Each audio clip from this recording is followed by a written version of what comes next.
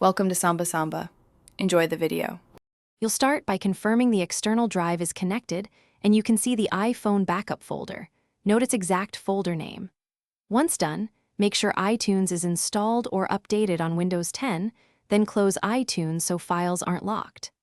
Now verify the mobile sync backup path at %appdata% Apple computer /mobile sync /backup.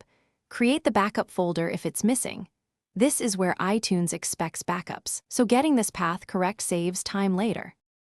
Next, you'll move the backup into iTunes Reach. You can copy the entire backup folder from the external drive into %appdata% Apple computer /mobile sync /backup, making sure the folder name stays identical.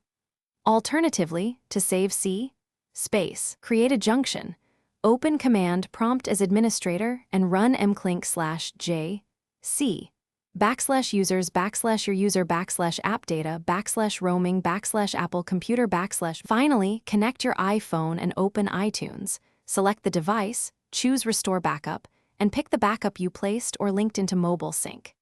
If the backup doesn't appear, close iTunes and rerun it as administrator. Confirm the backup folder name matches exactly, and check NTFS permissions so your user account can read the folder.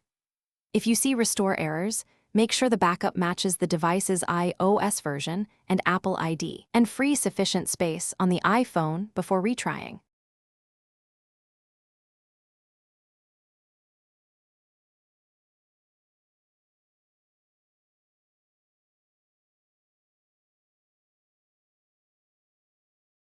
Thanks for watching. Consider subscribing if we helped you.